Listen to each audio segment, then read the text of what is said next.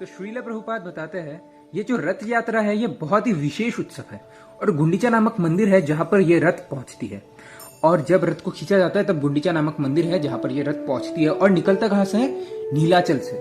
नीले रंग का जो अचल यानी पर्वत है वो है नीलाचल, वहां से निकलती है और जाएगा कहां?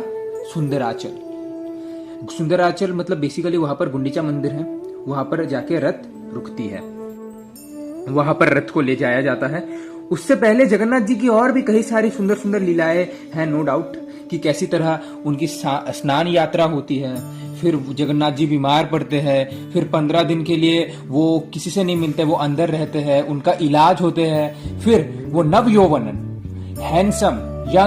हैंडसम होके बाहर निकलते हैं, फिर रथ पे चढ़ते हैं और उनको रथ पे चढ़ाने की भी बहुत सारी सुंदर सुंदर लीलाएं हैं कि कैसे करके रथ की जो जगन्नाथ जी के जो पंडा है, जो जगन्नाथ जी के जो भक्त है, उनको रथ पे चढ़ाया जाता है और बहुत सारे सिरहाने रखे जाते हैं, बहुत सारे सिरहाने रखे जाते हैं जहां पर जगन्नाथ जी को रखा जाता है। और जो जगन्नाथ जी के जो भक्त है वो जगन्नाथ जी को रथ पे चढ़ाने के समय बहुत सी मधुर मधुर गालियां भी देते हैं। अरे चलना कालिया, चलना, चलता क्यों नहीं है, चलना कालिया, ऐसे करके बहुत सुंदर सुंदर गालियां भी देते हैं उनको। और जब उनको सिरहाने पे रखते हैं तो कभी कभी सिरहाना फट भी जाता है और चारों तरफ रुई रुई रुई रुई रुई हो जाती है और बहुत सुंदर लगती है जगन्नाथ जी, फिर रुई रुई रुई। और फिर तब जगन्नाथ जी को रथ पे रखा जाता है, उनकी आरती होती है, भक्तों के द्वारा उनकी आरती होती है, भक्त निहारते हैं उनको, फिर इमेंस कीर्तन होती है, हर तरफ से लोग आते हैं, जो लोग कीर्तन करते हैं भगवान जगन्नाथ के लिए, हर तरफ से लोग आते हैं, हर चारों दिशाओं से लोग आके पूरा कीर्तन करते हैं और लेके कहा जाया जाता है, फिर रथ को खींचा जाता है, गुंडीचा मंदिर में लेके जाया जाता है। और जगन्नाथ जी एकदम भाव में होते हैं एकदम, क्योंकि अब वो नीलाचल से जाएंगे सुंदराचल यानी व्रज में जाएंगे, वो एकदम भाव में होते हैं, पूरा व्रज भूमि लोगों के पूरा भाव में होते हैं, क्योंकि कृष्णा एस जगन्नाथ जी पूरा भाव में होते हैं वो। और गुंडीचा मंदिर की एक विशेष बात यह है कि अगर कोई 10 साल जगन्नाथ जी के दर्शन करे, अगर कोई 10 साल जगन्नाथ जी के दर्शन करे और गुंडीचा मंदिर में सिर्फ एक बार दर्शन करे तो बराबर है। इसलिए जब जगन्नाथ जी हो गुंडीचा मंदिर में तब उसका दर्शन करना ही चाहिए, उस दर्शन का हमें लाभ उठाना चाहिए।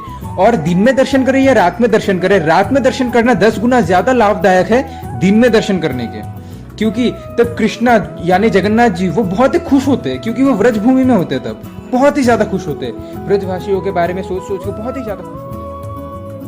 बेसिकली गुंडीचा जो थी वो इंद्रद्युम्न महाराज की वाइफ थी, तो इंद्रद्युम्न महाराज ने मतलब जब जगन्नाथ जी प्रकट हुए थे तो इंद्रद्युम्न महाराज ने उनसे एक विश मांगी थी कि मेरा कोई संतान ना हो, मेरी कोई पुत्र ना हो, क्योंकि अगर पुत्र हो तो फिर जगन्नाथ जी को कौन देगा, इसकी प्रॉपर्टी या उसकी प्रॉपर्टी होगी, बंटवारा होगा, कौन संभालेगा जगन्नाथ जी को, मेरा या तुम्हारा, ऐसा वैसा, कोई पुत्र ना हो।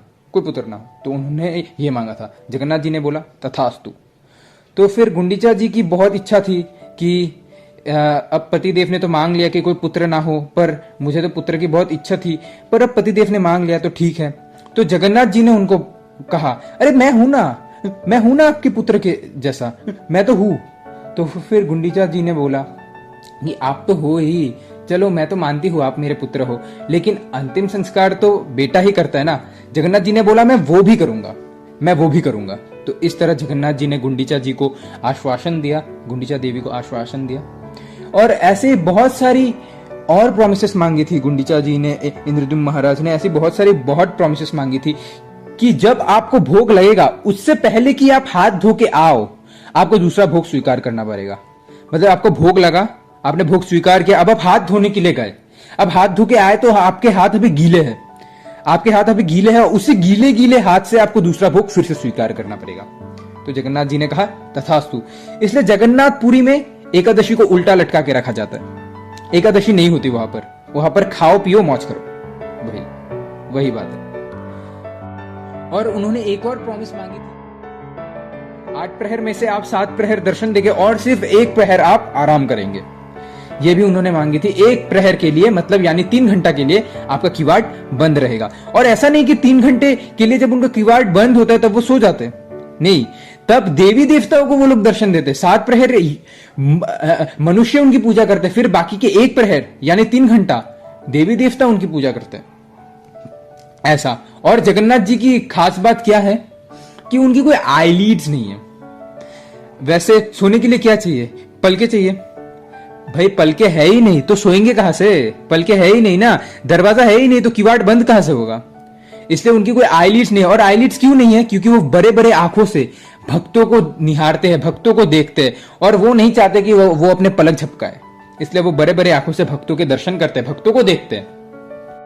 और अब जगन्नाथ जी को देखेंगे तो उनकी आंखें अगर आप देखेंगे जगन्नाथ जी के, तो उनकी आंखों में क्या है?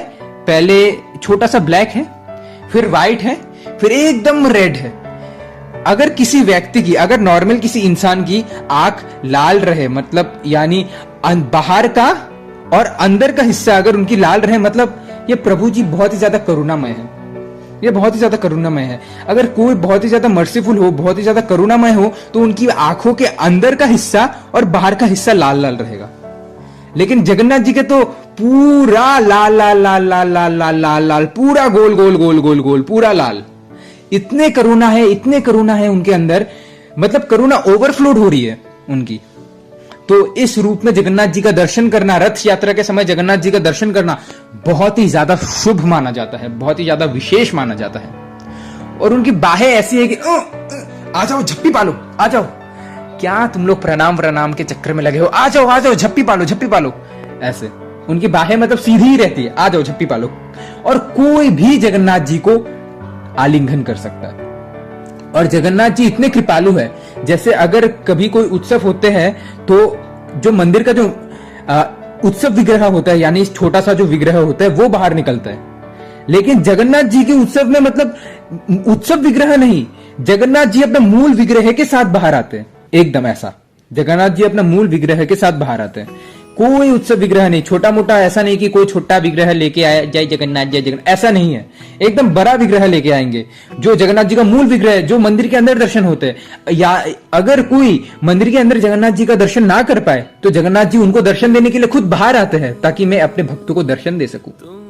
ऐसे है हमारे जगन्नाथ जी, जगत के नाथ जगन्नाथ। और जगन्नाथ जी बाहर आके भक्तों के साथ आदान प्रदान करते हैं। वैसे मंदिर के डीटीज को कौन छू सकता है? वही ब्राह्मण छू सकते हैं जिनके ब्राह्मण दीक्षा हुई हो, वही छू सकते हैं जिनकी की दीक्षा हुई हो, ब्राह्मण दीक्षा हुई हो। लेकिन जब जगन्नाथ जी बाहर आते, any one and every one can embrace Jagannath. अच्छा जी, आपकी दीक्षा हुई है? हाँ जी, मेरा नाम शीला दीक्षित, मेरा नाम राजीव दीक्षित। ओके, मतलब कोई भी जगन्नाथ जी को हक कर सकता है, कोई भी जगन्नाथ जी का आलिंगन कर सकता है, चाहे उसकी दीक्षा हो या ना हो। आपका नाम माधुरी दीक्षित, उसकी दीक्षा नहीं हुई है, सिर्फ नाम माधुरी दीक्षित है, दीक्षा नहीं हुई है। नाम और नामी में भेद है, यही है मटेरियल वर्ल्ड। नाम और कोई भी जगन्नाथ जी को हक कर सकता है, कोई भी जगन्नाथ जी का आलिंगन कर सकता है, चाहे वो कोई हो, हिंदू हो, मुस्लिम हो, बुद्धिस्ट, सिख, ईसाई, कोई भी हो, जगन्नाथ जी को कोई भी आलिंगन कर सकता है। सब लोग जगन्नाथ जी को आलिंगन करते हैं। और इवन बुद्धिस्ट लोग जगन्नाथ जी को आलिंगन करते हैं, ये सोच के आलिंगन करते हैं कि इतनी बड़ी मुस्कान है इनकी, ये तो हमारे लाफिंग बुद्धा से भी बड़ी इनकी मुस्कान है, ये हमारी बुद्ध की ही एक फॉर्म है। इवन बुद्धिस्ट भी उनको आलिंगन करते, निराकारवादी, मायावादी, वो भी जगन्नाथ जी को आलिंगन करते हैं कि इनका रूप तो यही बता रहा है कि परम सत्य निराकार है, तो परम सत्य को झप्पी पा नहीं सकते, तो इनको झप्पी पा लेते। तो जब कोई भी हो, निराकारवादी, उग्रवादी, छायावादी, कायावादी, कोई भी हो, सब जगन्नाथ जी को आलिंगन कर सकते हैं। और जगन्नाथपुरी के भक्त ये मानते हैं कि एक क्रोनिकल है कि जब भगवान श्री कृष्ण ने अपनी लीला समाप्त की थी, मतलब जब जरा ने तीर मार दिया, यदुवंशी भी जा चुके थे, भगवान अकेले थे, तब जब भगवान ने जब अपनी लीला समाप्त की थी, तब भगवान ने अपना एक विराट रूप, एक भौतिक रूप उधर रखे गया था, ताकि उस रूप का अंतिम संस्कार हो सके। नहीं तो भगवान as a flash of light ऐसे डिसअपियर हुए, जैसे बिजली चमकती है वैसे भगवान डिसअपियर हुए थे ऐसे। लेकिन वो भौतिक रूप एक रखे गए थे ताकि लोग इसका अंतिम संस्कार कर सके। तो जब अंतिम संस्कार हुआ, जब लकड़ी को जलाया गया, जब अंतिम संस्कार हुआ, तब जो रूप बचा वो था जगन्नाथ जी का रूप। Krishna expanded himself in the form of दारू ब्रह्म, जिसे असुर व मोहन लीला भी कहते हैं। कई बार लोग दारू का मतलब सिर्फ एक ही जानते हैं, साहब दारू, दारू साहब दारू दे दो, साहब लक्ष्मी नहीं चाहिए, साहब दारू दे दो। नहीं, सब कई बार लोग दारू का मतलब एक ही जानते हैं, पर ये वाला दारू नहीं है। दा मतलब देने वाले, भक्तों को भक्ति देने वाले, भक्तों को मंगलमय जीवन देने वाले। रू मतलब काटने वाले, अवरोधों को काटने वाले, विपत्तियों को काटने वाले, दारू भ्रम। और जगन्नाथ बलदेव सुभद्रा महारानी ये लोग कनेक्ट करते हैं, एक आम व्यक्ति के साथ कनेक्ट करते हैं। जैसे वैसे तो जगन्नाथ बलदेव मैया सुभद्रा ये लोग पूरे संसार के नाथ है, पूरे जगत के नाथ है। लेकिन बिफोर द रथ यात्रा आसाम के एक मिनिस्टर कह रहे थे, बिफोर द रथ यात्रा ही वाज सेइंग दैट कि जगन्नाथ बलदेव सुभद्रा महारानी और सुदर्शन ब्लैक, व्हाइट, येलो और रेड। ब्लैकिश पीपल कहाँ मिलते हैं? अफ्रीका में मिलते हैं। व्हाइट कहाँ पर मिलते हैं? यूरोपियंस जो लोग होते हैं वहाँ व्हाइट मिलते हैं। येलो कहाँ पर मिलते हैं? एशियंस, चाइना के लोग येलो, उधर येलो मिलते हैं। रेड कहाँ पर मिलते हैं? इंडिया के लोग, रेड कलर वो यहाँ मिलते हैं। तो पूरा दुनिया नाप के रखे ये लोग दिखाते हैं कि देखो मैं भी तुम लोगों की तरह ही हूँ। जगन्नाथ बलदेव मैया सुभद्रा प्रभु सुदर्शन, ये लोग कनेक्ट करते हैं हमारे साथ। इंटरनेशनल इंटीग्रेशन, जगन्नाथ, जगत के नाथ जगन्नाथ। तो इसी तरह रथ यात्रा की और भी बहुत सारी लीलाएं हैं और भी बहुत सारी ग्लोरीज है जो मैं पूरी वीडियो में तो नहीं बता सकता। तो क्षमा चाहता हूँ अगर कोई भूल हो गई होगी। जगन्नाथ जी से ये प्रार्थना करता हूँ कि मेरे भूल को क्षमा करते हैं।